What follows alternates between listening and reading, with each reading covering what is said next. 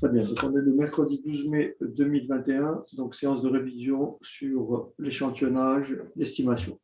Donc l'échantillonnage dans un premier temps. Alors l'estimation, on va rappeler les éléments importants. Il y a l'estimation ponctuelle et l'estimation par intervalle de confiance. Donc l'estimation d'une moyenne et d'une proportion. Donc on va directement s'attaquer au sujet. Je vais juste... Très bien, on va donc commencer par rappeler le problème d'échantillonnage. Donc ici, nous avons une population dont on connaît la moyenne M et l'écart type sigma et la proportion petit p d'individus qui possèdent un caractère donné. Là, vous m'arrêtez.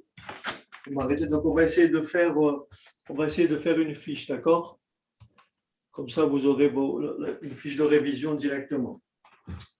Alors, il y a deux choses à considérer. Il y a ce qu'on appelle l'échantillonnage d'une moyenne, d'accord? Échantillonnage d'une moyenne et échantillonnage d'une proportion, d'accord? Donc, échantillonnage d'une moyenne, échantillonnage d'une moyenne et échantillonnage d'une proportion.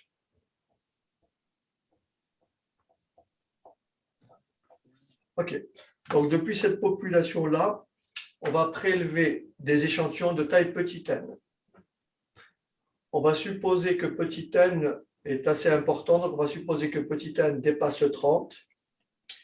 Et donc, on va mesurer la moyenne calculée dans l'échantillon. Forcément, la moyenne va varier d'un échantillon à l'autre et on peut appeler la variable aléatoire x bar, variable aléatoire qui associe la moyenne de l'échantillon prélevé. Donc, ce qu'il faut retenir, c'est que si petit n est plus grand ou égal à 30, et si j'appelle x bar la moyenne calculée dans l'échantillon prélevé, on retiendra que x bar suit une loi normale de paramètres M, moyenne de la population, écart type de la population, divisé par la racine carrée de la taille de l'échantillon prélevé. Est-ce que c'est clair? Voilà, c'est tout. Il faut retenir que ça.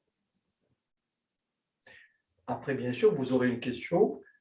Calculer la probabilité que dans un tel échantillon, la moyenne soit plus grande que compris entre. Vous appliquez tout simplement les calculs liés à la loi normale. Est-ce que ça va?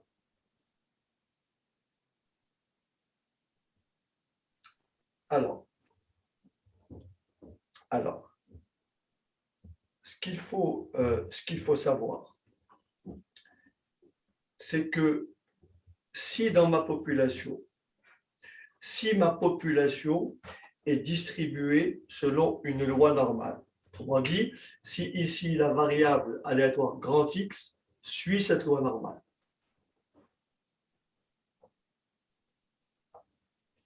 alors, quelle que soit la taille de l'échantillon, que je prélève 5 articles ou 30 articles ou 50 articles, X bar sera aussi normalement distribué avec ces paramètres.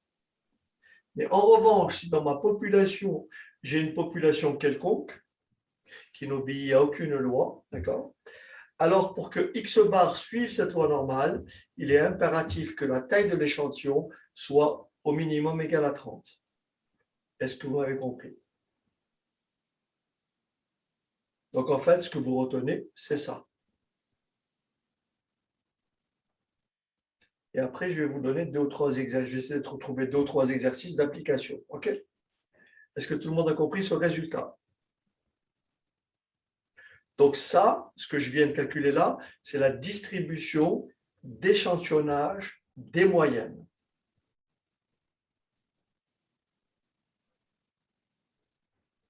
Maintenant, si dans ma population, j'ai une proportion petit p d'individus qui possèdent un caractère donné, si j'ai une proportion petit p d'individus qui possèdent un caractère donné, d'accord?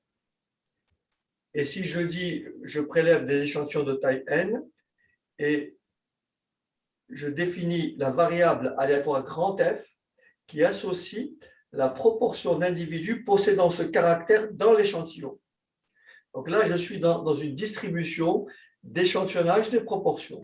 Et si j'appelle grand F la variable aléatoire qui associe la proportion d'individus possédant ce type de caractère dans l'échantillon, alors je dirais que grand F suit cette loi normale. Loi normale de paramètres. Petit p, proportion observée dans la population, écart type qui est égal à racine carrée de petit p fois 1 moins p, le tout sur petit n. Bon, le 1 moins p, je peux le remplacer par q et écrire que grand F suit cette loi normale.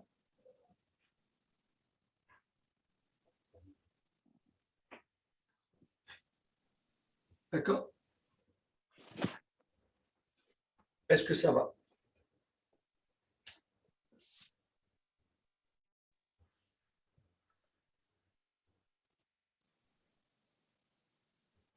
Très bien. Je vais maintenant écrire quelques exercices, d'accord? Deux ou trois exercices qui s'appliquent à ça, et on va travailler dessus, et après on va passer à ce qu'on appelle l'estimation. OK? Donc ça, c'est une fiche, vous voyez? Donc il faut retenir que ça. Voilà, il faut retenir que ça.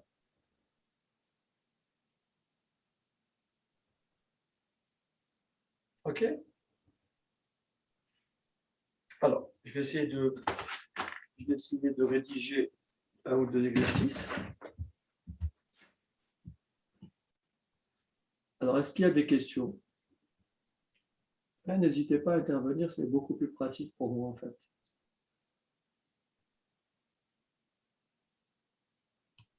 Donc voilà, une machine fabrique des disques en grande série. On suppose que la variable aléatoire grand X qui a chaque disque tiré au hasard associe son diamètre suit la loi normale de paramètres mu égale 12,8 et l'écart type 2,1 mm. Donc mu étant la moyenne. Question, quelle est la loi de probabilité de X bar? Quelle est la loi de probabilité de X bar qui a tout échantillon de taille petit n égale 49, associe la moyenne des diamètres des disques de cet échantillon. Petit 2, déterminer l'intervalle centré en 12,8, tel que la variable aléatoire X bar prenne ses valeurs dans cet intervalle avec une probabilité de 0,95. Troisième question, on se propose de prélever un échantillon aléatoire non exhaustif de taille n, déterminer n pour que la moyenne des disques prélevés ne s'écarte pas de 12,8 de plus de 0,2 mm avec une probabilité de 0,95. Allez-y. Donc, je reprends l'énoncé, comme je ne l'aurai pas sous les yeux. Donc, ici, au départ, dans la population c'est quoi? C'est donc la machine qui fabrique des disques en grande quantité. Donc, dans ma population, j'ai une distribution normale dont la moyenne est 12,8 et l'écart type 2,1, tout ça en millimètres. On va prélever depuis cette population des échantillons de taille 49. Et donc, on va appeler X bar la variable aléatoire qui a tout échantillon de taille 49 associe donc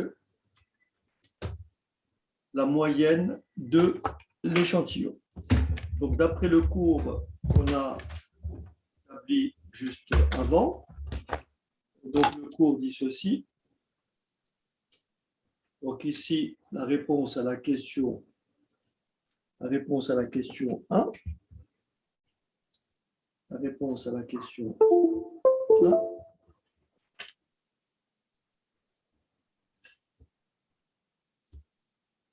Bon, je vais rédiger après. Donc, je peux dire ici que x bar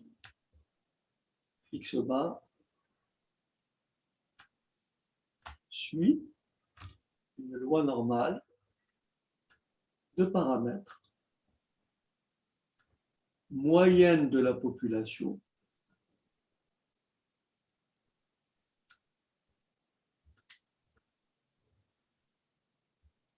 d'accord, écart type de la population divisé par la racine carrée de la taille de l'échantillon prélevé. Ce qui veut dire que x bar suit une loi normale de paramètres 12,8. Alors attention, racine carrée de 49, c'est 7. 2,1 divisé par 7. Donc 21 divisé par 7, ça fait 3. Donc ça fait 0,3. Est-ce que tout le monde a compris la question, la réponse à la question 1? Oui, et on justifie simplement en disant que l'échantillon est supérieur à 30. Là, ce n'est même pas la peine puisque dans ma population, j'ai une loi normale. Donc là, même si j'avais écrit n égale 5, j'aurais quand même écrit ça. OK.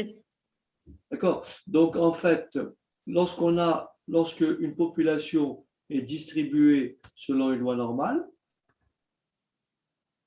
lorsqu'une population est distribuée selon une loi normale, quel que soit petit n, x bar est aussi distribué selon une loi normale. Mais laquelle? Moyenne de la population, écart type de la population sur racine carrée de petit n. Donc la condition n plus grand que 30 n'est valable que si dans ma population, je n'ai pas de loi normale. Est-ce que ça va?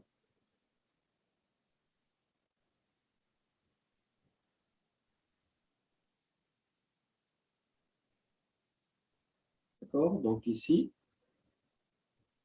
au départ, j'ai ça. Alors, je vais prendre un trait plus gros. Au départ, j'ai ça. X qui suit cette loi normale. Donc 12,8 et 2,1. Quel que soit n, ça implique forcément que x bar va être distribué selon cette loi normale, moyenne de la population, écart type de la population, divisé par racine carrée de la taille de l'échantillon prélevé. Voilà.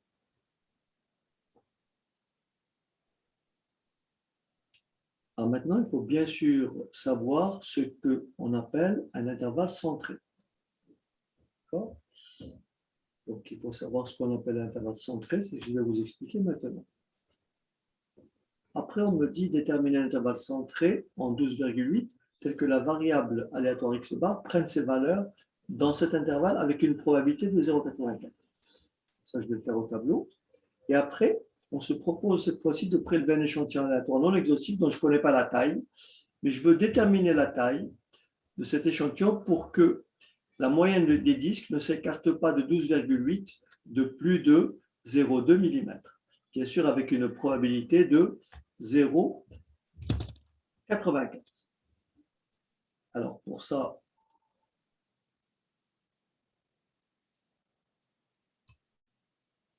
donc l'énoncé, vous l'avez noté. On va donc passer au tableau. Et donc, vous me rappellerez simplement, parce que je n'ai pas l'énoncé sous les yeux. Donc ici, je suis dans la première situation. Alors, voilà. Donc ici, ça on le verra tout à l'heure.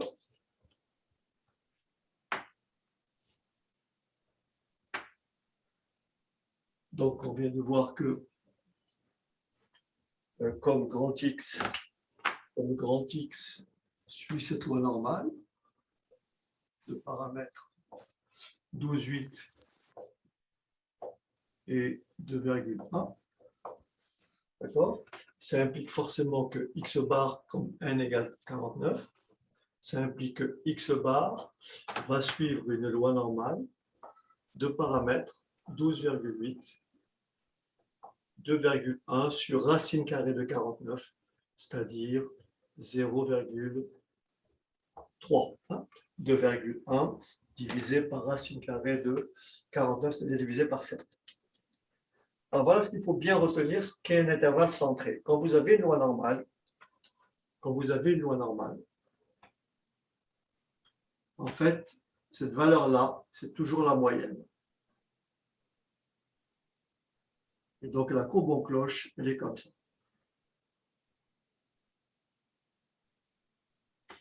La courbe en cloche, elle est comme ça.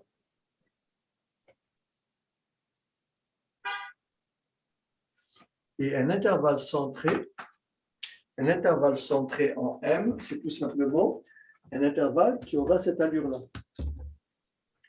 En fait, vous allez vous écarter de part et d'autre de M, de mu, de la même distance. Et donc là, vous aurez voilà. Donc cette valeur-là, c'est M, c'est mu moins H. Et cette longueur-là, c'est mu plus H. Donc, un intervalle centré en mu, c'est l'intervalle qui s'écrit comme ça. Mu moins H et mu plus H. D'accord? Quand vous cherchez le centre de l'intervalle, vous faites la somme des deux. Ça fait 2 mu divisé par 2. Ça vous donne bien le mu qui est au milieu. Est-ce que ça va? C'est pour ça qu'on l'appelle intervalle centré en la moyenne. Donc, vous avez compris ce que c'est un intervalle centré. Si par exemple la moyenne c'est 10, un exemple d'intervalle centré, je peux dire que l'intervalle 8, 12 est un intervalle centré en 10. 8 plus 12, ça fait 20. 20 divisé par 2, ça fait 10. Donc si vous mettez 10 ici, là vous voyez que vous êtes écarté de moins 2, et là vous êtes écarté de plus 2. Est-ce que vous avez compris la notion d'intervalle centré en la moyenne? Oui, c'est compris. C'est clair? Okay. Ça, c'est important. Okay. Alors maintenant, on peut répondre à la question. Donc, la question est celle-ci. C'est ça. Quelqu'un peut me la relire, la question? La question numéro 2. Déterminer un intervalle centré en 12,8 tel que la variable aléatoire x bar prenne ses valeurs dans cet intervalle avec une probabilité de 0,95. Voilà, donc déterminer un intervalle centré en 12,8. Donc en fait, voilà ce qu'on me demande. On me demande de trouver h tel que la probabilité que x bar soit compris entre 12,8 moins h et 12,8 plus h soit égal à 0,95. Est-ce que ça va?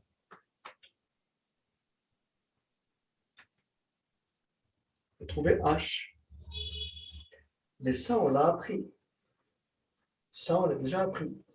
Trouver un intervalle centré en la moyenne qui contienne 95% des valeurs, c'est tout simplement s'écarter de 1,96 écart type.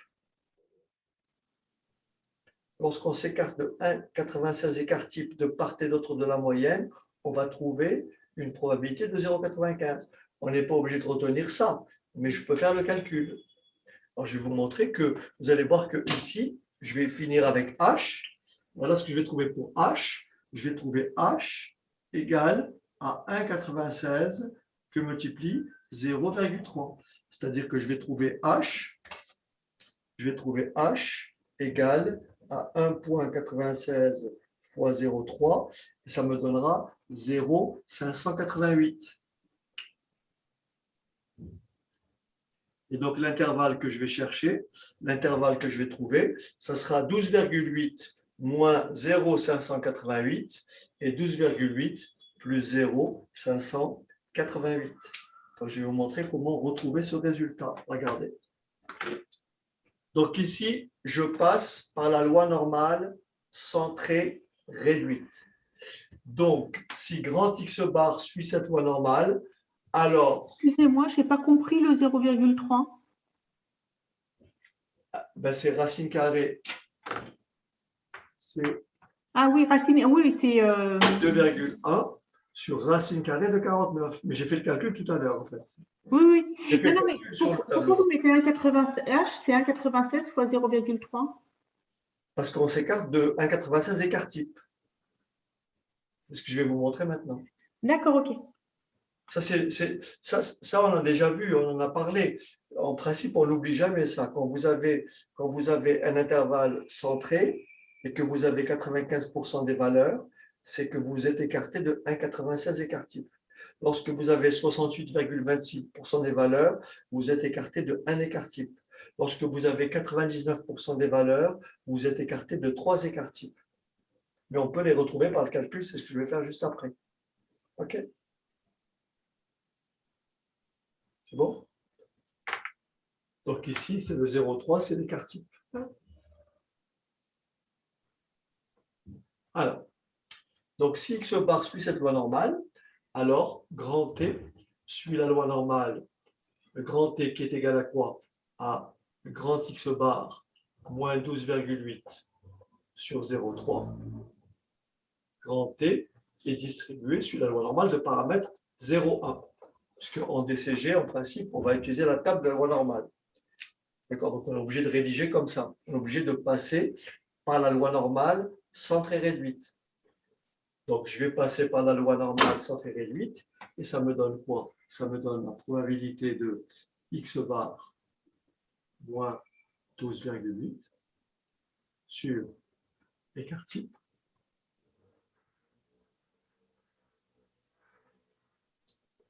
Est-ce que vous êtes d'accord avec moi que 12, On ne voit plus votre tableau. vous inquiétez pas, ouais, c'est parti. Voilà. Donc vous êtes d'accord avec moi que 12,8 ici, regardez bien, ici 12,8 plus H moins 12,8, le 12,8 va s'annuler.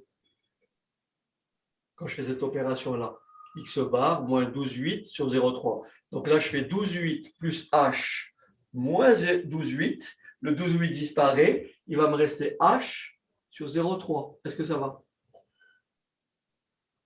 Et ici, je fais 12,8 moins H moins 12,8. Le 12,8 disparaît, il va me rester moins H sur écart type. Est-ce que ça va? Et tout ceci égale à 0,95.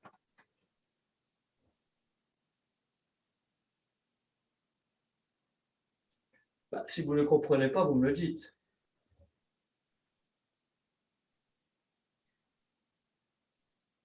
Vous êtes embêté avec ça?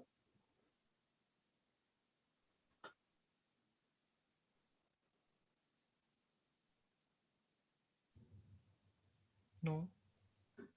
Bon. Bon, donc là, ça s'écrit P de T compris entre moins H sur 0,3 et plus H sur 0,3. Et ça égale à 0,95. Donc on fait pi de B moins pi de A.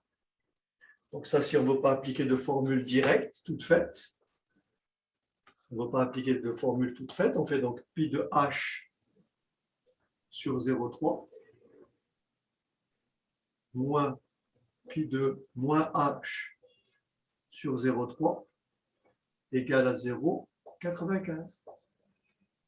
Mais pi de moins H sur 0,3, c'est 1 moins pi de plus H sur 0,3.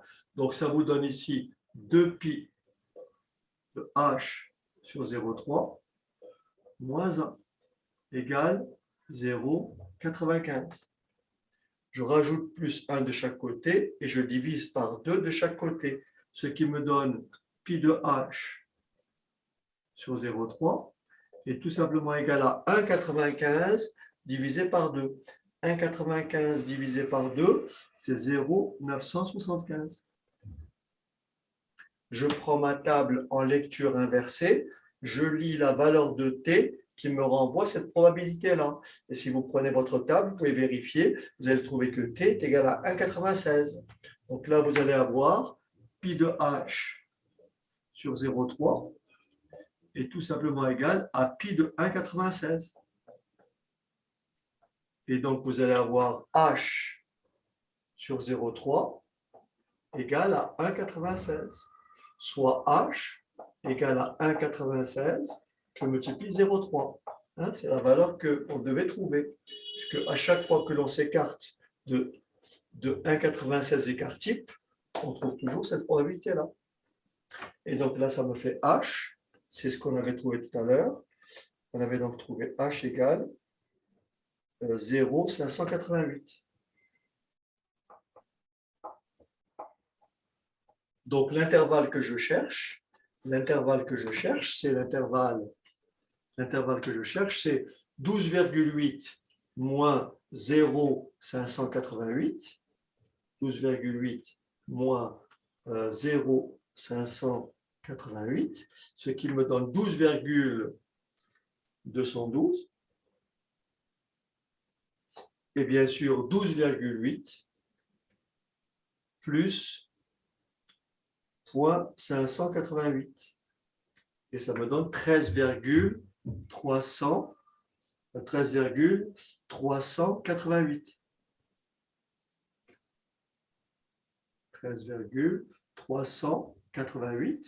Ça veut dire concrètement, lorsque je prélève un échantillon de taille 49, la probabilité que la moyenne soit comprise, la moyenne de l'échantillon, soit comprise entre 12,212 et 13,388 est tout simplement égale à 0,95.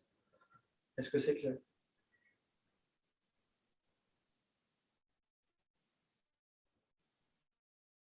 Non? Oui?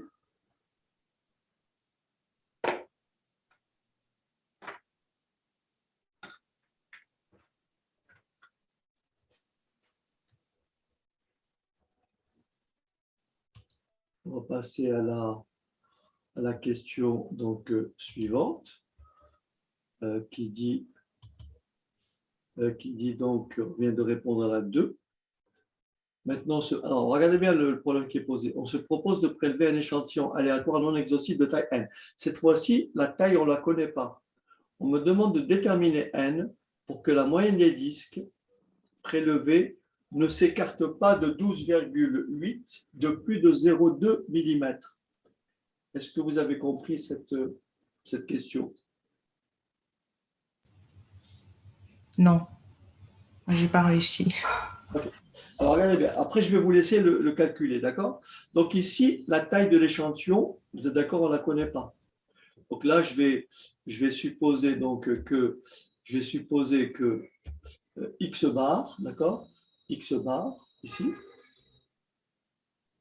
suit cette loi normale.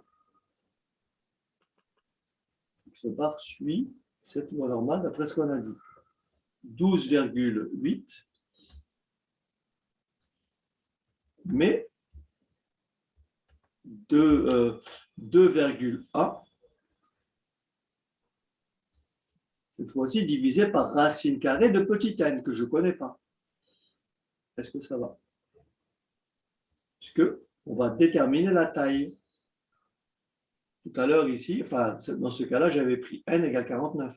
Mais là, je veux déterminer la taille de telle sorte que la probabilité que la moyenne des 10 ne s'écarte pas de plus de 0,2 mm est tout simplement, cette probabilité est égale à 0,95. Ça se traduit comment?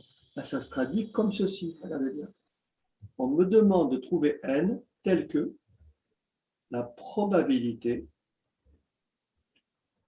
que x bar soit compris entre ne s'écarte pas de plus de 0,2 mm.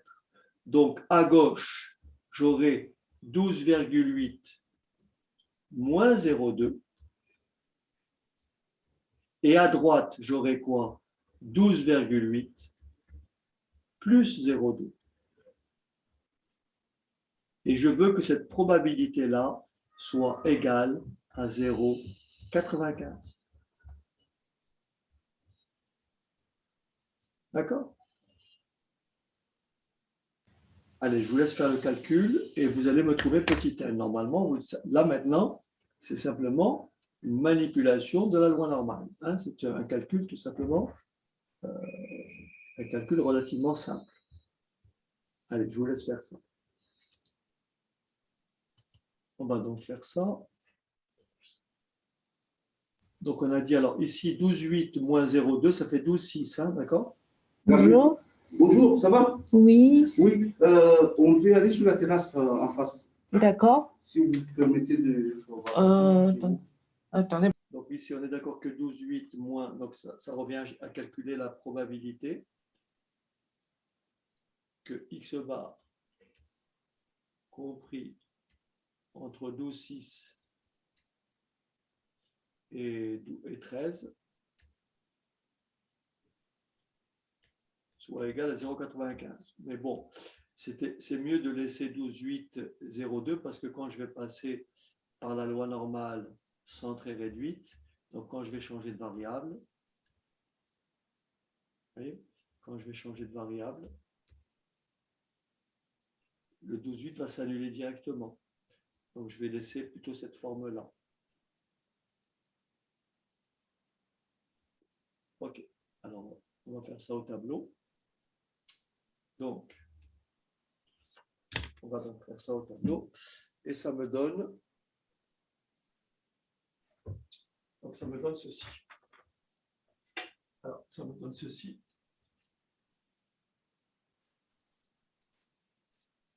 Je veux donc la probabilité. Alors, au départ, grand N, on a dit que grand N, que x bar, pardon, suit cette loi normale. De paramètre 12,8, écart type 2,1 sur racine carrée de petit n. Et on doit déterminer petit n. Donc, si je change de variable, grand T suit la loi normale centrée réduite, avec grand T égale cette fois-ci, grand x bar, moins la moyenne, sur écart type. Donc, grand T égale à x bar, moins la moyenne, sur écart type. OK. Alors, la probabilité que x bar soit compris entre 12,8 moins 0,2 et 12,8 plus 0,2, je veux que cette probabilité-là soit égale à 0,95. On va donc passer par la loi normale centrée réduite. Donc là, je vais faire x bar moins 12,8 sur écart type.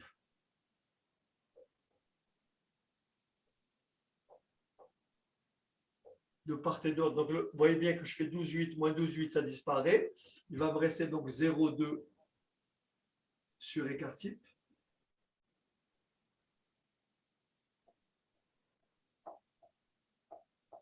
Pareil ici, le 12,8.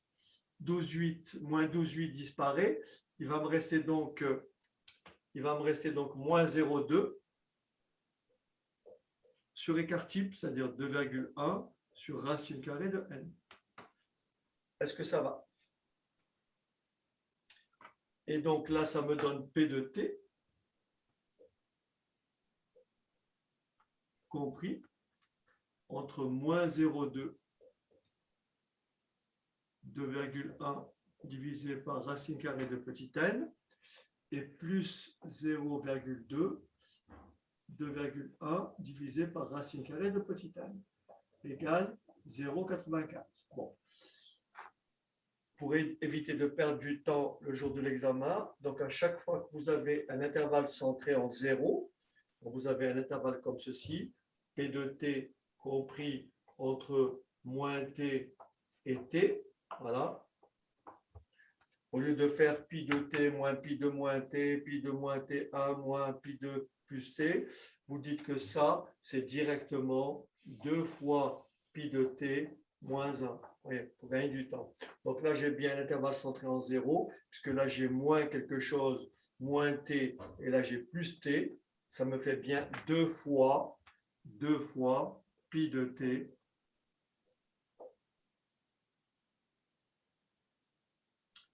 fois pi de t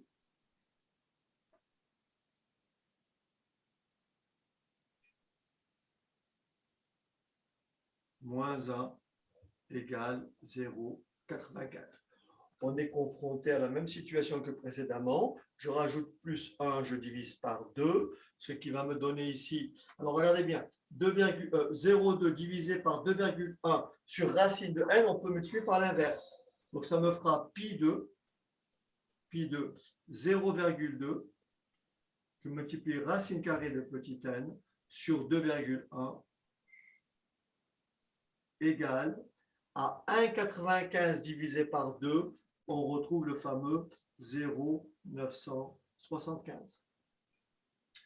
Et la probabilité, la valeur de t qui me renvoie à cette probabilité, c'est 1,96. Donc, je me retrouve exactement comme tout à l'heure. J'ai donc ici pi de 0,2 racine carrée de petit n sur 2,1 égale à pi de 1,96. Et comme pi est une fonction, pour que ça soit égal à ça, il suffit que cet argument soit égal à cet argument. Donc ici, j'en déduis que 0,2 racine carrée de petit n sur 2,1 est tout simplement égal à 1,96. Je multiplie par 2,1 de chaque côté, ça me fait donc 0,2 racine carrée de n égale à 1,96 que multiplie 2,1. Et je divise par 0,2, ce qui me fait racine carrée de n est tout simplement égal à 1,96 que multiplie 2,1 divisé par racine par 0,2. Et n'oubliez pas qu'on cherche petit n, donc je fais une élévation au carré des deux membres et je reprends mon calcul ici. Ce qui me donne petit n est égal au carré de tout ce qui se trouve là. Et en principe, on va retrouver ce que nous a donné Morgane tout à l'heure. On va voir si elle a bon. Je fais le carré. Je prends ma calculatrice. Donc, je fais... Ça fait 423,5364, je pense. Si je ne me suis pas trompé. Tu calcules, Morgane, ça ? Virgule, multiplié par 2,1, divisé par 0,2, le tout au carré. Donc, ça fait 400, on peut dire 424. D'accord? Voilà. Alors, il faut voir si dans ce cas-là, on l'arrondit par excès ou par défaut, mais plutôt, je vais l'arrondir par excès. Voilà. Donc, la taille de l'échantillon est de 424. Donc, vous voyez, vous avez le cours sur l'échantillonnage, mais après, il y a toute la manipulation sur la loi normale. Donc, ça, il faut bien sûr maîtriser. Voilà. Est-ce que tout le monde a bien compris?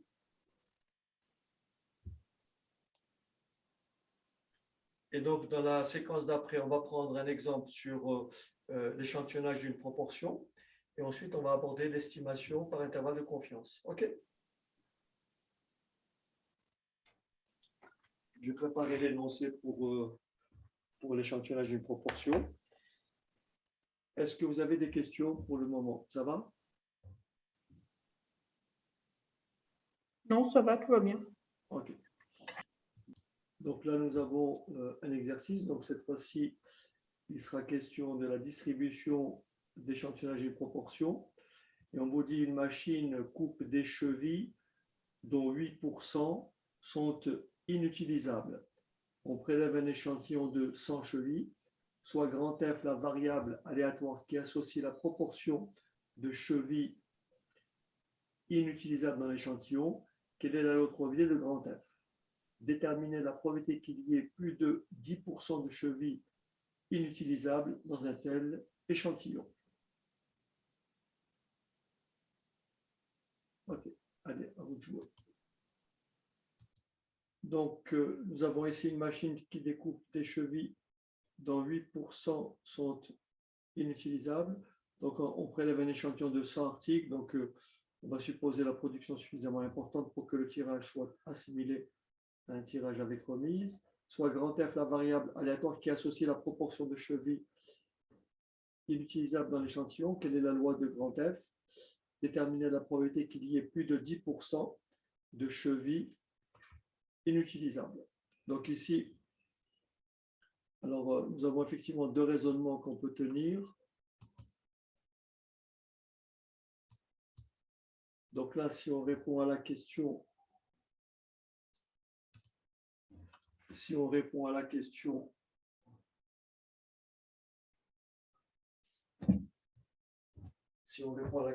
quelle est la loi de grand F?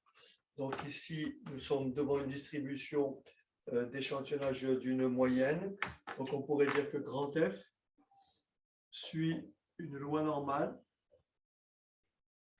de paramètres, donc comme on l'a dit en cours, petit p, donc 0,08, racine carrée de petit p 0,08, que multiplie 1 moins p 0,92 sur 100. D'accord? Et nous avons donc grand F qui suit. Est-ce que quelqu'un a fait ce calcul ici? Ça fait combien?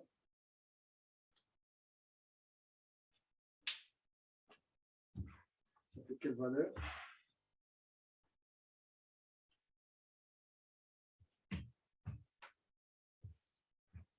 Ok, donc vous ne l'avez pas. Alors ça fait racine carrée donc de 0,08 que multiplie 0,92 divisé par 100. Ça fait, je me trompe en écrivant 0,0271.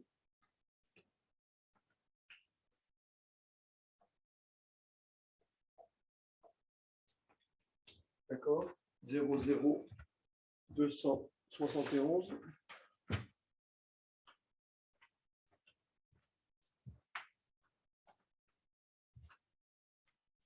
OK.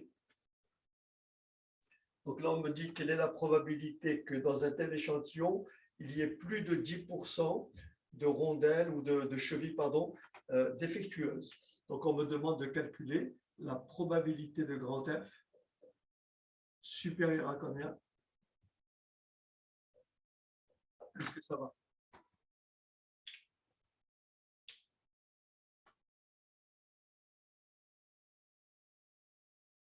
Oui?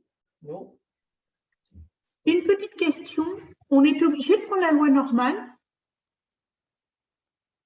Alors, si je pose une question, c'est que c'est une épreuve binaire, en fait, parce que c'est… C'est Laura qui parle? Non, c'est Sabrina. C'est très bien vu. Je vais faire une introduction là-dessus juste après, mais c'est bien vu. Parce que moi, en fait, oui, je suis partie sur une loi binomiale vu que c'est une épreuve binaire et je l'ai ajustée avec une loi de Poisson. C'est même une excellente démarche dans ce cas-là précis. Pourquoi? Parce qu'il se trouve que j'ai pris une probabilité toute petite, en fait. D'accord? Oui. Mais si j'avais pris une autre probabilité, on aurait approché. Mais ça, je vais y répondre juste après. Mais c'est bien vu. D'accord. OK. Bien vu, Sabrina. Donc, ce que vous avez fait est très bien. C'est même une excellente initiative dans ce cas précis, en fait. Alors, donc P de F plus grand que 0,1. Donc ici, on va poser grand T égale grand F moins 0,08 sur 0,0271. D'accord?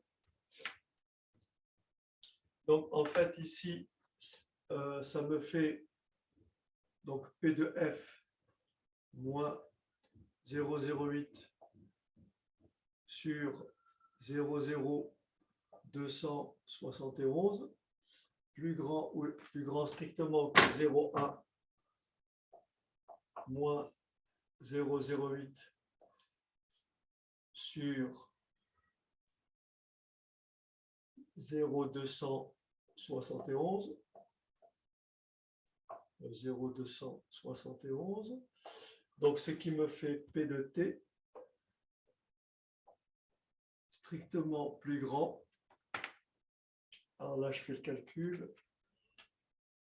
Donc, ça me fait 1,1 moins 0,08 divisé par 0,0271. Ça fait donc 0,738. Probabilité, voilà. 0,730, je vais dire, ouais, 738. Donc, je prends ma table de loi normale. Ça me fait 1 moins P de T. Et combien vous lisez sur la table? Combien vous lisez sur la table pour ce résultat-là? Moi, je vais faire le calcul directement à la calculatrice. Donc, c'est P2, alors, loi normale, donc loi normale CDF. On me dit que c'est, alors la moyenne, ça va de 0,1 à l'infini, donc 10 puissance 99, virgule, donc, zut.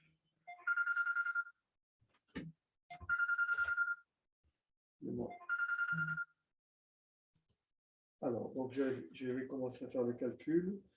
Donc, 10 puissance 99. Ensuite, on me dit la moyenne c'est combien? 0,08. Et l'écart type, c'est 0,0271. Ce qui me donne une probabilité égale à 0,230. OK? Donc, la probabilité qu'il y ait plus de 10% de pièces de chevilles défectueuses, inutilisables, est de 0,23. OK? Et Sabrina l'avait trouvé combien? Non, j'ai trouvé beaucoup plus que ça, j'ai dû me tromper. D'accord, ok. Donc, alors, on va voir maintenant pour ce que vous venez de dire, Sabrina. Ok? Votre intervention a été judicieuse. Je vais essayer de... Est-ce que tout le monde a compris déjà ce que j'ai écrit là? Tout le monde a compris le processus? Oui? Non? Ok. Alors, ce qu'avait suggéré Sabrina, c'est très très juste. Regardez bien ici.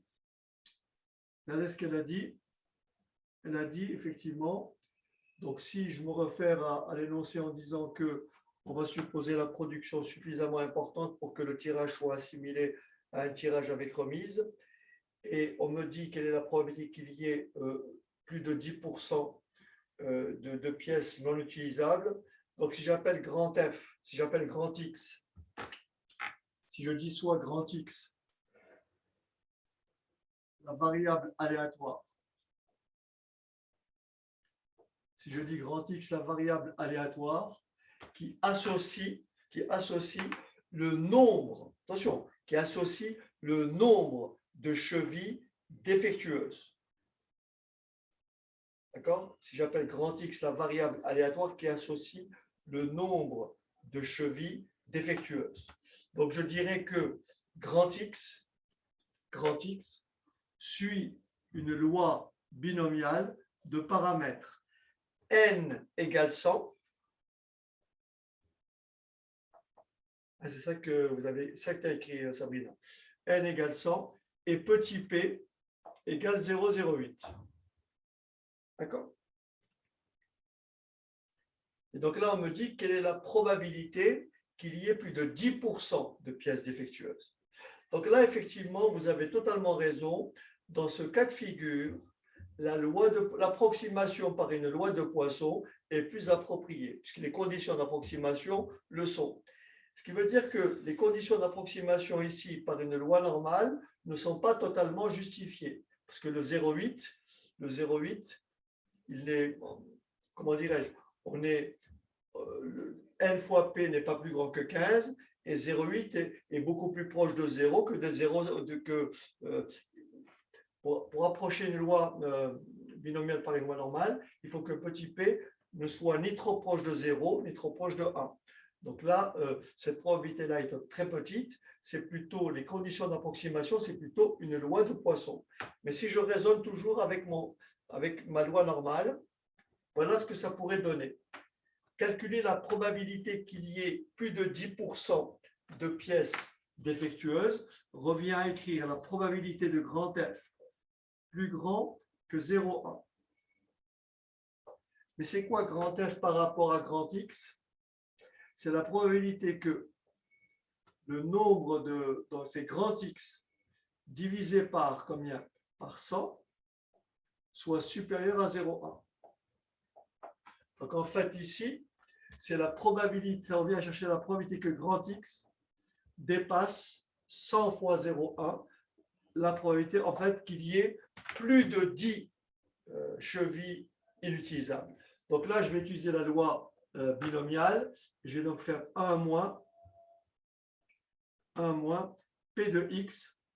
Alors, je vais vous montrer ce que ça va donner. 1 moins P de X plus petit ou égal à 10. Donc là, je vais trouver un résultat qui sera sensiblement différent parce que les conditions effectivement d'approximation ne sont pas totalement vérifiées. Mais je vais vous donner ce que donne le résultat avec une loi binomiale. Avec une loi binomiale, j'obtiens 1 moins, donc distrib, loi binomiale CDF. Je vais entrer le nombre d'épreuves 100. La probabilité de succès, je vais entrer 0,08. Et la borne inférieure, c'est 10. Donc, avec ma loi binomiale, j'obtiens 0,175, qui est une valeur quand même un peu plus éloignée de celle de tout à l'heure, qui était de 0,23. Parce qu'en fait, effectivement, les conditions d'approximation ne sont pas vérifiées. Mais j'ai donné l'exemple juste à titre d'information pour vous dire comment on traite une distribution d'échantillonnage des proportions. OK? Donc, si vous permettez, maintenant, on va passer à la deuxième étape. On va passer à ce qu'on appelle les problèmes d'estimation. Et donc là, si vous faites la même chose avec une loi de Poisson, vous trouverez donc un résultat qui sera beaucoup plus proche de ce résultat-là. Donc, si j'approche ça par une loi de Poisson, j'aurai donc une loi de Poisson de paramètre combien? N fois P, 100 fois 0,08, j'aurai une loi de Poisson de paramètre 8. D'accord? OK. Alors, on va passer maintenant aux intervalles de confiance. Alors, avant de passer aux intervalles de confiance, on va passer à l'estimation. Je vous rappelle, vous avez une population dont on ne connaît pas les paramètres, la moyenne. Alors, il y a deux cas. Soit on me donne l'écart type, soit on ne me le donne pas et on veut estimer ces paramètres. D'accord? Donc, il y a d'abord l'estimation ponctuelle. Voilà ce qu'il faut retenir. Donc, ça, c'est vraiment, je vous fais faire une fiche. Hein. Estimation ponctuelle.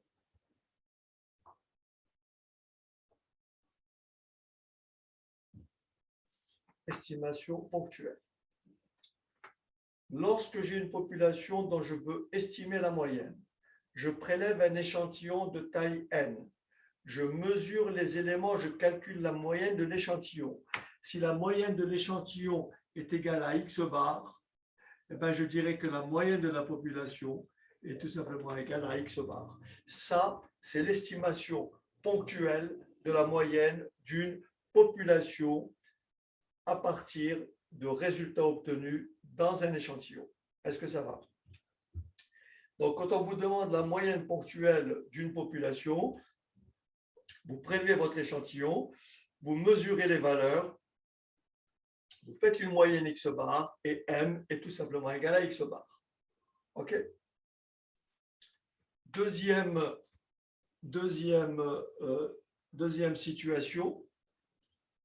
situation, la proportion petit p.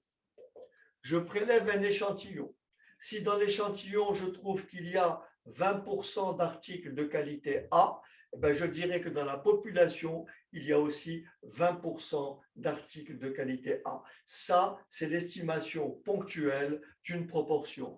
Donc, si dans mon échantillon, je trouve petit f, je dirais que petit p est égal à petit f. Maintenant, lorsque l'écart type de la population n'est pas connu, son estimation ponctuelle que j'appelle S,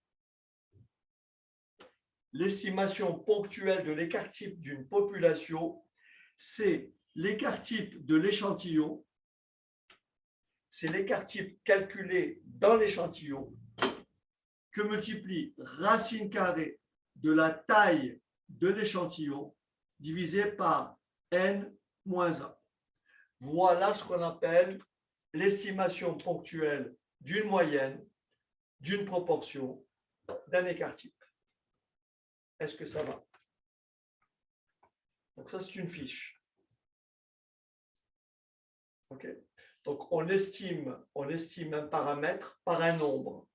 On estime un paramètre par un nombre. C'est pour ça qu'on parle d'estimation ponctuelle. Maintenant, on peut estimer un paramètre, la moyenne, la proportion, par un intervalle. Et on parlera d'intervalle de confiance. Alors, il n'y a pas 36 choses à retenir. Hein. Voilà ce qu'il faut retenir. Est-ce que tout le monde a compris cette première partie?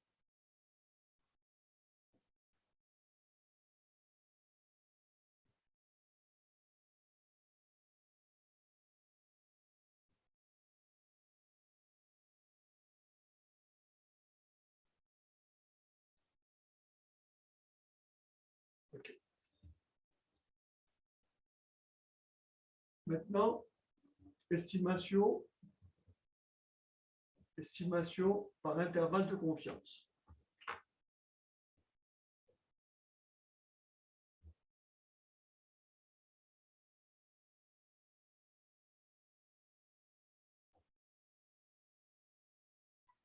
Estimation par intervalle de confiance, je vais commencer par la moyenne.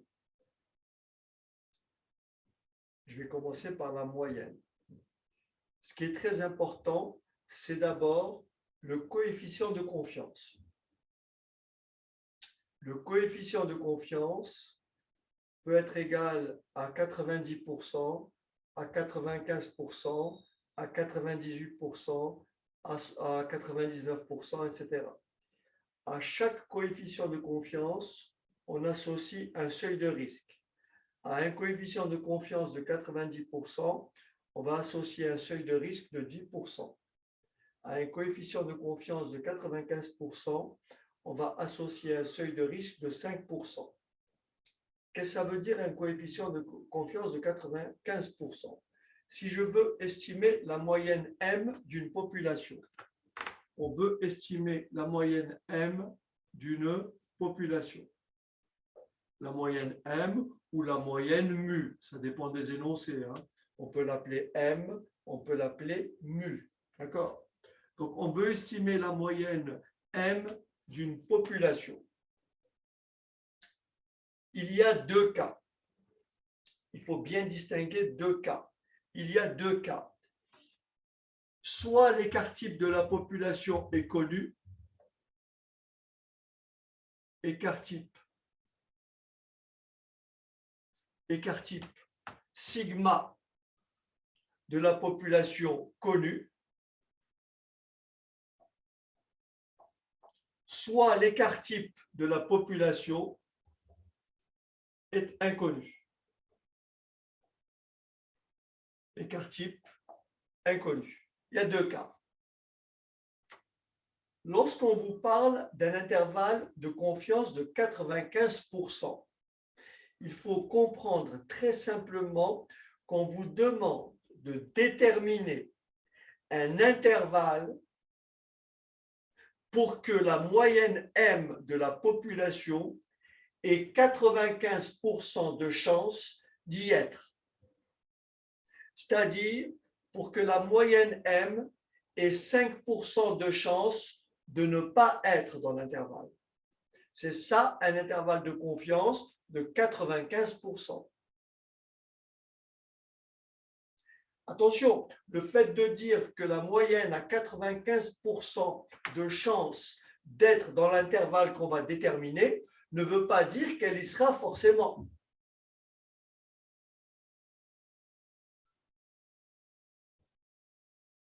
Donc, un intervalle de confiance, c'est tout simplement, je reviens à ce que je disais juste avant, lorsque vous allez déterminer un intervalle de confiance, ça sera toujours un intervalle centré en la moyenne. Un intervalle de confiance se présente toujours comme ceci.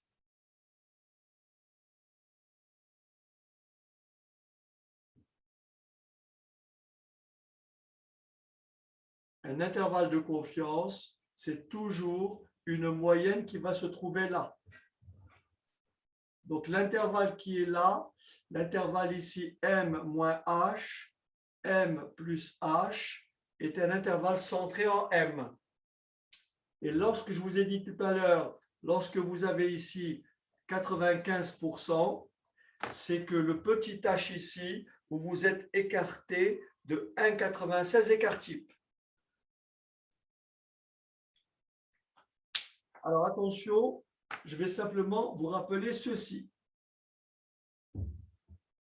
Là, je ne veux pas faire trop de cours, je l'avais déjà abordé la dernière fois. Regardez bien. D'après la théorie de l'échantillonnage qu'on vient de donner, on sait que la variable aléatoire x bar qui associe la moyenne de l'échantillon prélevé, x bar, est distribuée selon une loi normale de paramètres égale à quoi? De paramètres égale à combien?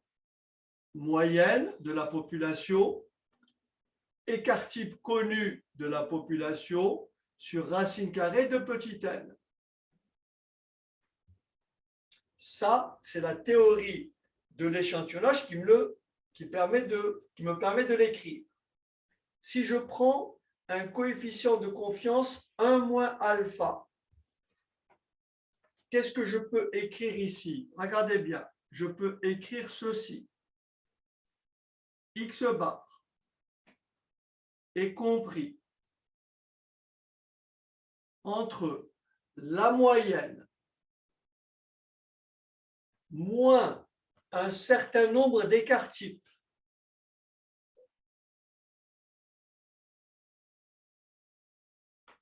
Et la moyenne plus un certain nombre d'écarts types. Et là, j'écris 1 moins alpha. Regardez, si je prends alpha, où j'écris tout simplement alpha,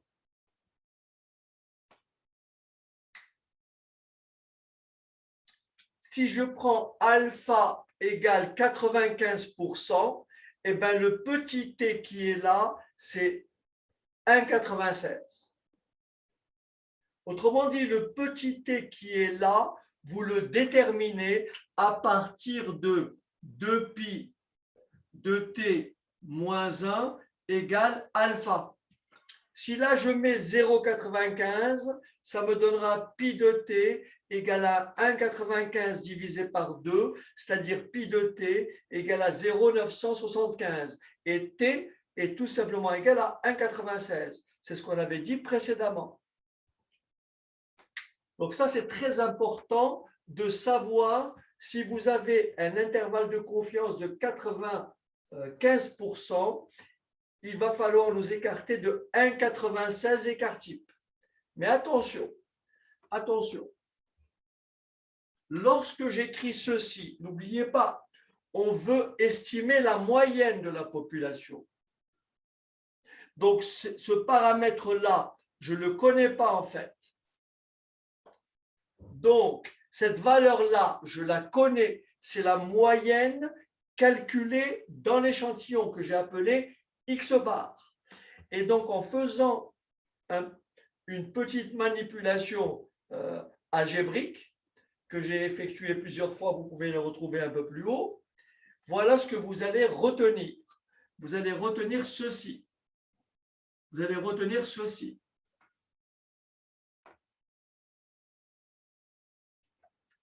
L'intervalle de confiance, je le prends avec 95%. Et après, on va le généraliser. Regardez bien. L'intervalle de confiance. L'intervalle de confiance.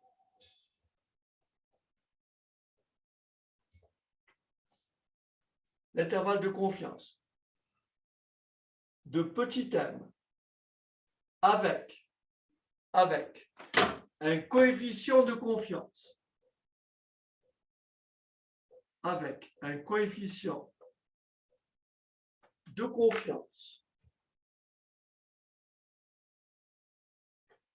Je l'ai écrit pour que vous vous rappeliez comment on fait pour le retrouver.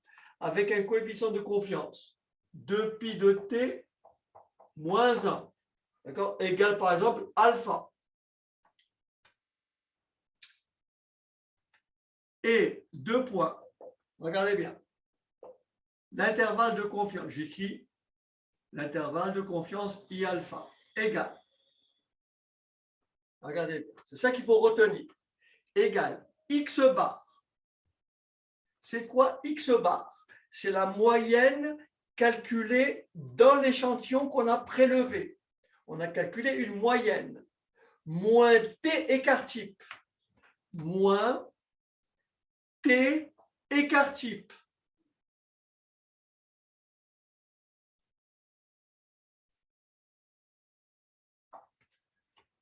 X bar plus T écart type. Là, je suis dans le premier cas où l'écart type de la population est connu. Le sigma qui est là, c'est le sigma qui est donné dans la population.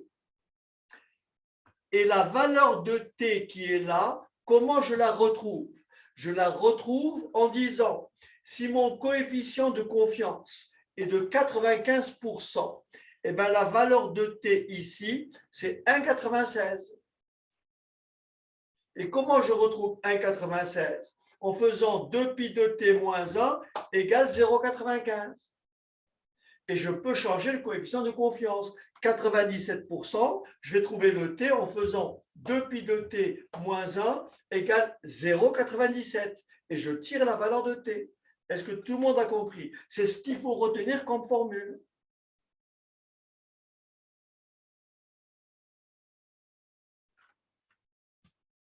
Donc, si on me dit, regardez bien un exemple numérique. Un exemple numérique. Une entreprise fabrique des tiges métalliques.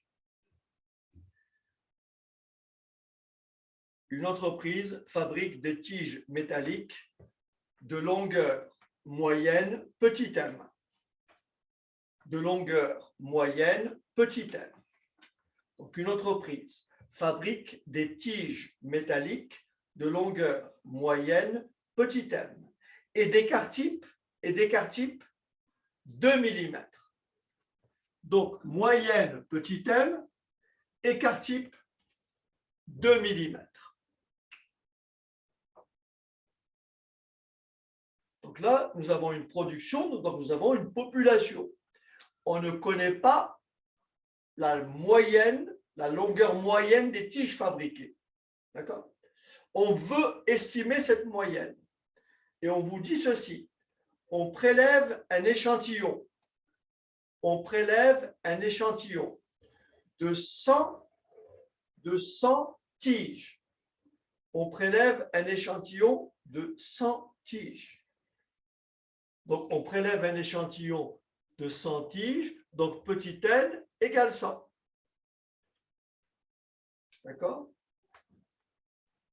Et on vous dit après, déterminer un intervalle de confiance de la moyenne des longueurs de tige avec un coefficient de confiance de combien? 95%. Avec un coefficient de confiance de 95%. Qu'est-ce que je vais faire? Je vais coller ma formule qui est là. Et je vais écrire tout simplement ceci. Comme mon coefficient de confiance est de 95%, je sais que ma valeur de t, c'est 1,96. Donc, je vais écrire l'intervalle de confiance de la moyenne. C'est-à-dire la moyenne aura 95% de chance d'être dans l'intervalle que je vais trouver. Et donc, j'ai prélevé un échantillon de taille 100. J'ai calculé la moyenne, la longueur moyenne. Admettons que la longueur moyenne des tiges que j'ai prélevées est de, la longueur moyenne est de 12,4 mm. D'accord? La longueur moyenne des tiges prélevées est de 12,4 mm. Donc, l'intervalle de confiance de la moyenne des tiges dans la population, c'est celui-là. X bar, 12,4 moins 1,96 parce que je veux un intervalle de confiance avec un seuil de risque de 5% ou avec un coefficient de confiance de 95%, ce qui me donne 1,96 racine carrée 1,96 écart type connu 2 sur racine carrée de petit n. Ça, c'est ma borne inférieure.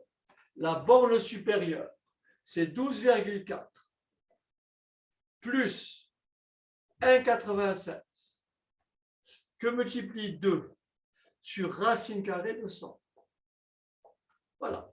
Après calculatrice, et vous trouvez ainsi un intervalle. Et ça veut dire concrètement que la moyenne des tiges dans la population, dans la production, a 95% de chance d'appartenir à cet intervalle. Est-ce que ça va? Voilà, ce n'est pas compliqué, il faut simplement se rappeler de ça. Et le petit t qui est là, je le retrouve à partir de 2pi de t moins 1, comme j'ai dit, 0,95, et je vais tirer la valeur de t qui sera égale à 1,96. Voilà.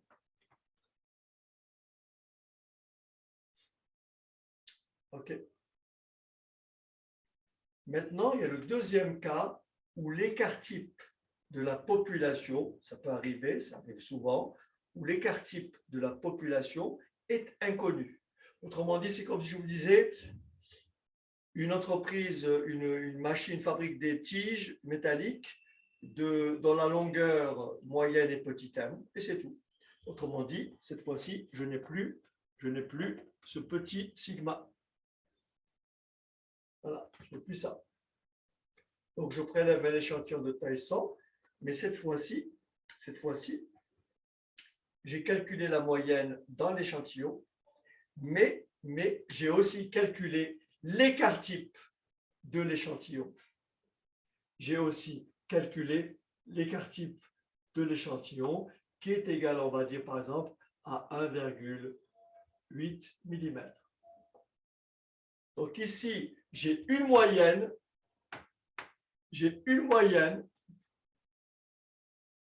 et un écart type qui est inconnu.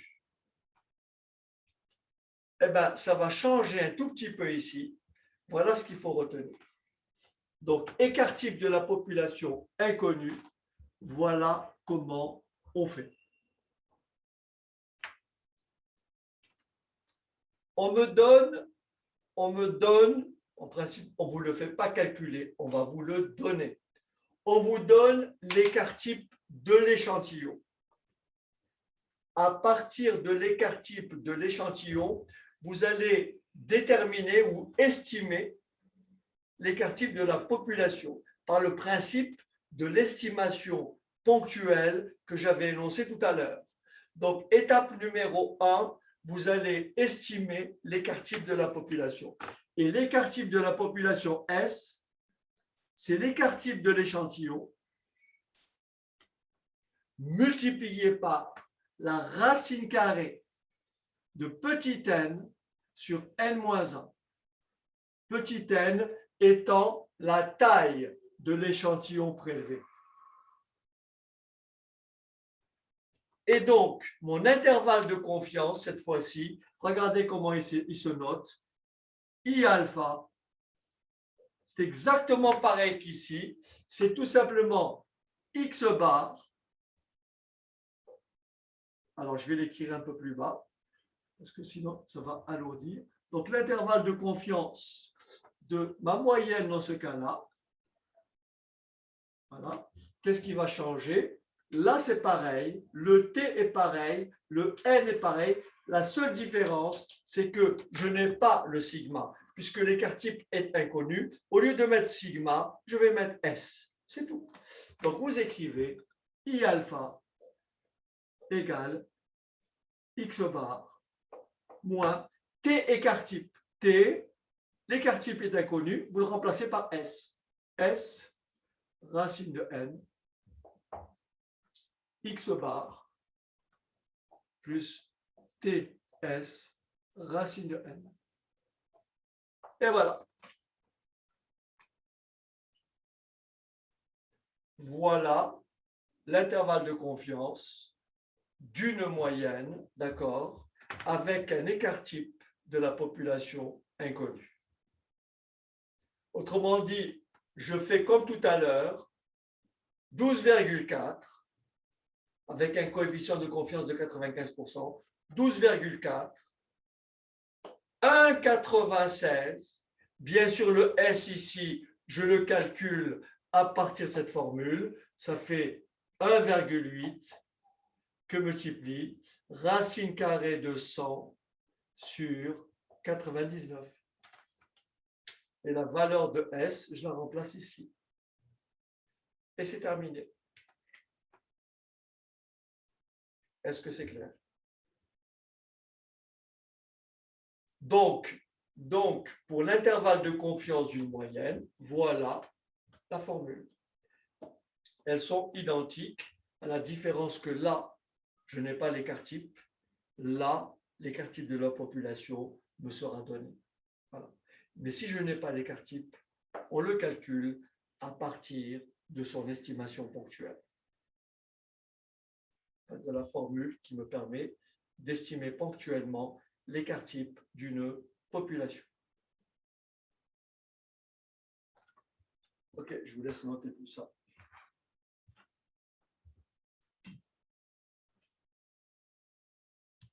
Essayez de faire le calcul, me dire combien ça fait, de me retrouver donc l'intervalle de, retrouver la valeur de T pour un coefficient de confiance de 90%. Allez, rapidement. Pour être sûr que tout le monde sait faire ça. Parce qu'on n'est pas censé vous donner que 95%. On peut vous donner 97%, on peut vous donner 98%. Je vous demande de me trouver la valeur de T associée à un coefficient de confiance de 90%. Allez-y. Là, il se trouve que pour 90%, donc si vous faites le calcul, regardez bien, vous allez trouver quelque chose de vraiment spécial. Pour 90%, alors pour 90%, vous écrivez donc 2pi de t, ce que vous avez fait très juste. Et là, c'est vraiment un cas d'école. Alors, si vous écrivez 2pi de t moins 1, donc 2pi de t moins 1 égale 0,90. Donc, vous faites 2pi de t égale 1,90. Donc, pi de t égale 0,95. Vous êtes d'accord? C'est ce que vous avez trouvé. Vous avez trouvé donc pi de t égale 0,95.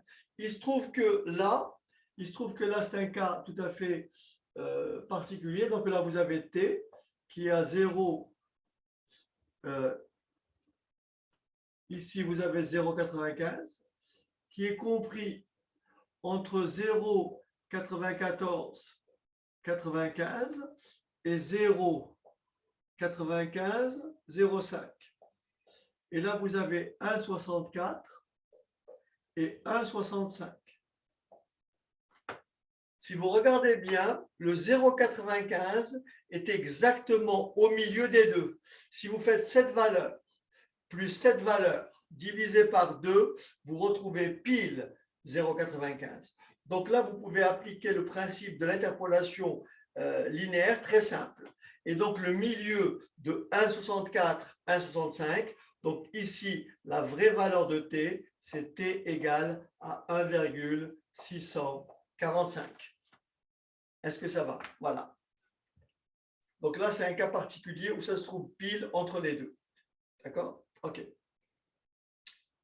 Alors, si vous permettez, je vais finir donc le cours avec ce qu'on appelle l'intervalle de confiance d'une proportion. Intervalle de confiance d'une proportion. Alors, regardez bien.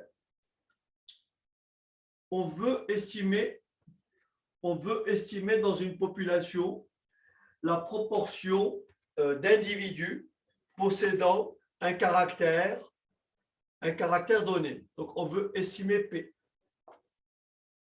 On veut estimer P. Pour ça, on prélève un échantillon de taille n.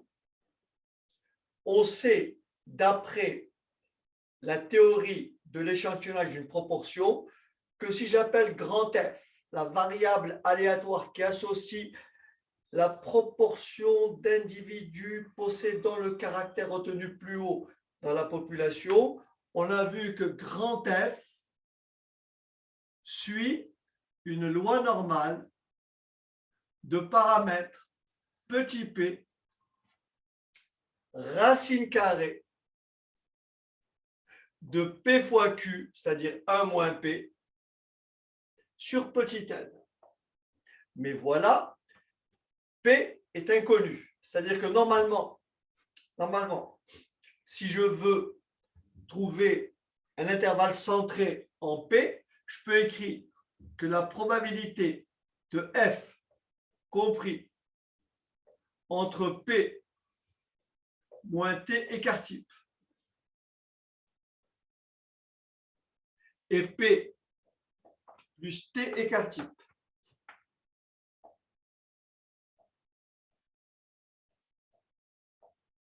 égale à une certaine probabilité. Si je prends ici 0,95, le T, c'est 1,96. Si je prends ici 0,90, le T, c'est 1,645. Le problème, c'est que ici, j'ai encadré une valeur connue par des valeurs inconnues. C'est exactement comme pour la moyenne tout à l'heure. Je ne vais pas vous embêter aujourd'hui, je vais simplement retenir le résultat final. Le résultat final, c'est quoi? C'est estimer la proportion petit p. Pour ça, j'ai prélevé un échantillon de taille petit n. J'ai prélevé un échantillon de taille petit n et j'ai calculé la proportion d'individus possédant ce caractère dans l'échantillon. Et j'ai trouvé petit f. Et rappelez-vous, petit f, c'est l'estimation ponctuelle de petit p. Petit f, c'est l'estimation ponctuelle de petit p. Donc, l'intervalle de confiance de la proportion de la population. L'intervalle de confiance de la proportion dans la population, avec un coefficient de confiance alpha. C'est, alors attention, c'est petit f, la fréquence calculée dans l'échantillon, moins t écart type. On remplace le petit p par son estimation ponctuelle. Donc, petit f. Q, c'est 1 moins f.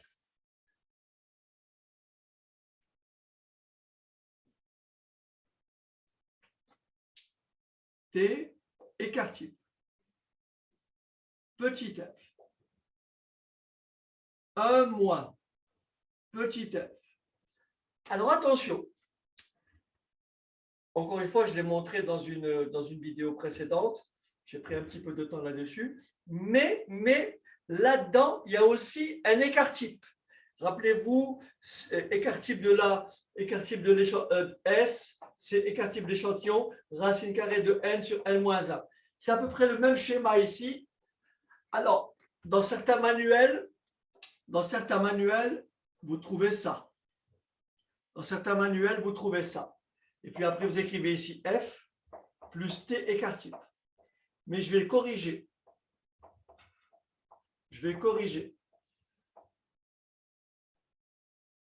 Moi, j'écrirai tout simplement ici N-1. Et j'écrirai ici N-1. Donc, dans beaucoup de manuels, à la place de N-1, vous trouvez petit n. Mais vous pouvez mettre l'un ou l'autre. Je pense qu'on ne vous tiendra pas rigueur. Mais la vraie valeur, c'est celle-là. Mais si vous écrivez petit n, on ne vous en voudra pas. D'accord? Donc, voilà l'intervalle de confiance d'une proportion.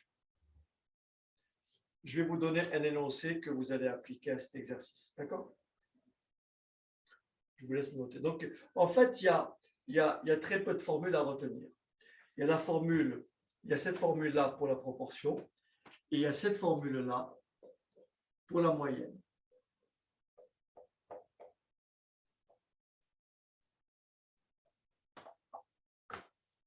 Il y a cette formule-là pour la moyenne.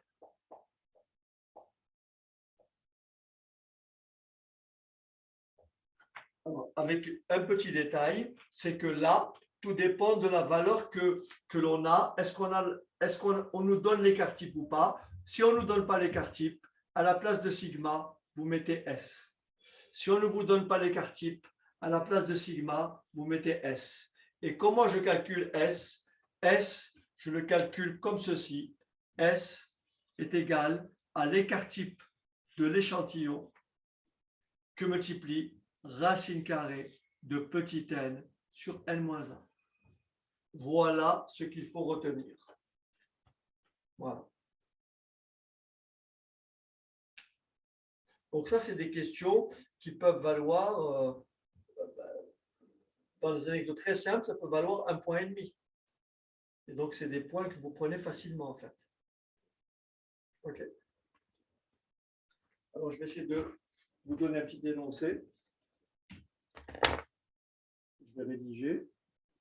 Donc, voilà un exercice. Donc, ici, lors d'un contrôle de qualité sur une production d'appareils électriques au cours d'un mois de production, on prélève de manière non exhaustive un échantillon de 100 appareils, dont 8 appareils présentent un défaut. 8 présentent un défaut. Donner un intervalle de confiance de la proportion d'appareils défectueux au seuil de risque de 3%. Allez, à vous de jouer.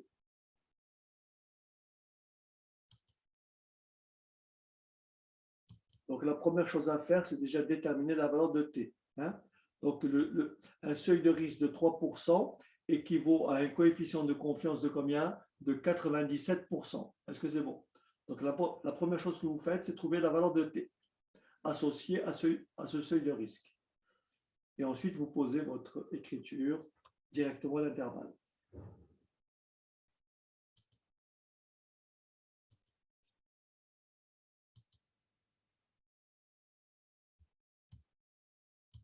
Alors, donc on va corriger cet exercice. Donc ici, très simplement,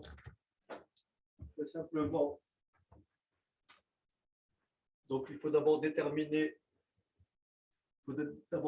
la valeur de T associée à un seuil de risque de combien? De 3%. Donc la valeur de T associée à ce seuil de risque de 3%, c'est tout simplement ceci. J'écris 2pi de T moins 1 égale à 0,97. Donc 2pi de T moins 1 égale à 0,97. Donc j'ai pi de T qui est égal à 1,97 divisé par 2. J'ai pi de T qui est égal à 0,985. Est-ce que c'est bon? Donc la valeur de T associée à 0,985, c'est pi de combien? 2, combien? Ou 1, combien? Merci, 2,17. Donc la valeur de t est tout simplement égale à 2,17. OK? Donc il va falloir s'écarter de 2,17 écart type. Hein? C'est juste pour vous montrer comment vous faites pour retrouver la valeur de t. C'est le même cheminement à chaque fois. OK? Alors, qu'est-ce qu'on a fait ici? On a prélevé un échantillon de 100 appareils. Et donc, il y en a combien? Il y en a 8 qui sont défectueux. Ce qui veut dire que petit f est égal à 8%. Est-ce que ça va? Petit f est égal à 8 sur 100, donc à 0,08.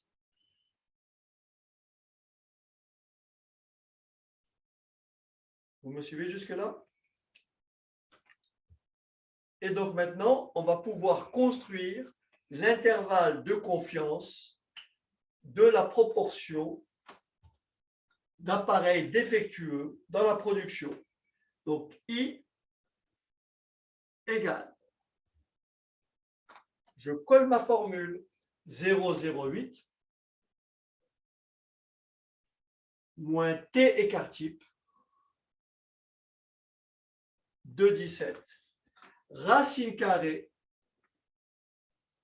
de 0,08 que multiplie 0,92 sur 99. Ça, c'est ma borne inférieure. Et ma borne supérieure, 0,08 plus 2,17 racine carrée de 0,08 sur 99. Si quelqu'un peut me dire combien ça fait à gauche et à droite, et comme ça, on va s'arrêter là. Ça fait combien pour le côté? Quelqu'un me calcule à gauche et quelqu'un me calcule à droite. Ça serait sympa.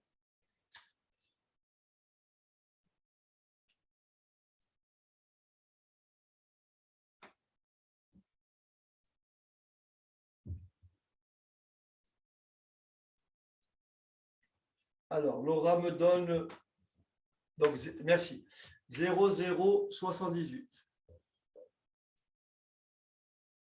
OK. Et à droite,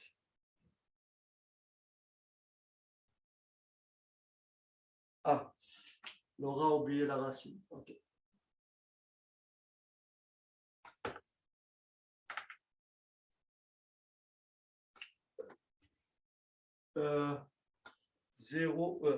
Sabrina, c'est de ce côté, bien sûr. C'est ça? Voilà. Et de l'autre côté, 0,021. C'est ça? OK. Très bien. Par conséquent, la proportion ou le pourcentage d'appareils défectueux dans la production entière a 97% de chances d'appartenir à l'intervalle 2,1% et 13,9%. Est-ce que c'est bon?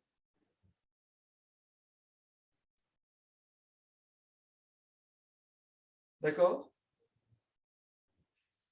Voilà, il ne me reste plus qu'à croiser les doigts pour vous. J'espère que tout va bien se passer. Et merci pour votre participation, pour votre implication. Vous avez été un bon groupe. Voilà. Je vous dis, donc là, cette séquence-là, je vais la mettre en ligne. D'accord? Cette séquence-là, je vais la mettre en ligne juste après. D'accord? Vous pourrez la revisionner éventuellement. Voilà. OK? Allez. Au revoir et merci, monsieur. OK, les enfants. Je vous dis, essayez de donner un bon coup, en fait. Programmation linéaire peut-être cette année, peut-être. Gestion des stocks. Regardez la vidéo que j'ai mise et les autres vidéos aussi. D'accord? Voilà. Allez, à bientôt. Au revoir.